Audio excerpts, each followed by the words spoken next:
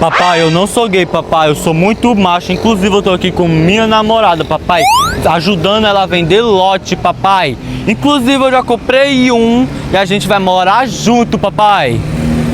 Bicha, tudo bom? Tudo, Amiga, tudo bom? Tu pode só mandar um áudio aqui pro meu papai? Que ele pensa que eu sou macho, eu sou, bicha.